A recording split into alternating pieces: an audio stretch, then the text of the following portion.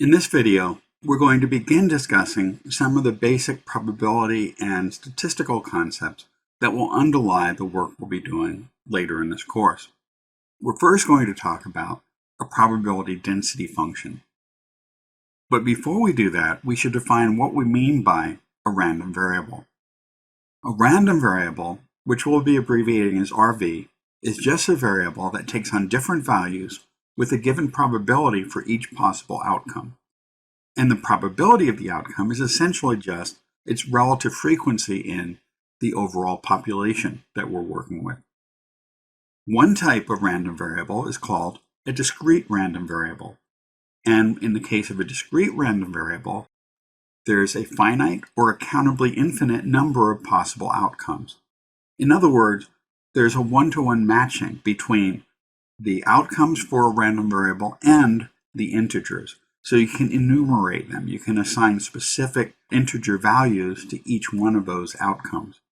A continuous variable, on the other hand, is something where the underlying variable is essentially measured as a real number and cannot be represented by just the integers.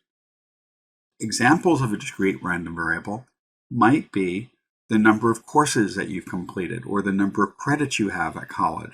So a discrete random variable is something where we can count them and assign them values of the first, second, third, fourth, etc. A continuous random variable can take on any possible value within an interval, and that might include things like an individual's weight or their height, or it could be the time of someone in a race. So discrete random variables are things that we can enumerate. We can count them in some sense, even if there is an infinite number of things we count. While a continuous random variable is one where if we take any two outcomes, there's an infinite number of outcomes between those two outcomes.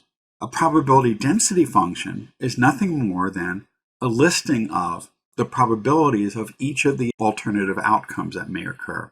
For example, in the case of a coin toss, there's only two outcomes. There's heads with a probability of 1/2 and tails with a probability of 1/2. This table here, this listing, is essentially just the probability density function for a random variable that's equal to the outcome of a single toss of a coin. Similarly, if you roll a six-sided die, there are only 6 outcomes, enumerated as 1 through 6, and the probability of each outcome is equal to 1/6. More generally, if we have an outcome that could take on n possible discrete outcomes, the probability that x equals x sub I, we're just going to write as f of xi. And we're going to use lowercase letters to represent the functions that are the probability density function. In the case of a discrete probability density function, there's only two properties that we have to be concerned with. The first is the probability of any outcome is going to be between 0 and 1. If the probability is 0, it never happens.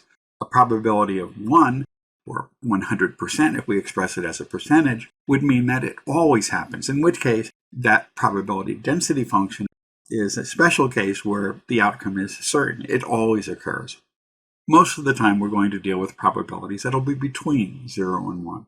The second property is that the sum of the probabilities for all the n possible outcomes must add up to 1. And what this is saying basically is when we add up these probabilities, we're getting the probability that at least one of them occurs, and the sum of those possible outcomes add up to 1, or 100%. So there's a 100% probability that at least one of the possible outcomes will occur for the variable represented by the probability density function. In the case of a continuous random variable, we represent the probability density function as a function, which here is a continuous function, which appears to be a normal distribution, or that bell curve you've seen in many applications prior to this class. And we measure the probability of outcomes occurring by the area under this curve. So the probability in this example of a student having a weight between 175 and 190 pounds in this particular distribution would be just that shaded gray area on the diagram. So we measure the probability of any range of outcomes as being the area under the curve between those two outcomes. The properties for a PDF or a continuous random variable are very similar to those for a discrete random variable. The first is that the value of the PDF will be greater than or equal to 0 and less than or equal to 1 for all possible values of x. For any outcome that occurs, f of x, the probability of that occurring, will be somewhere between 0 and 1. Similarly, the total area under the PDF must add up to 1.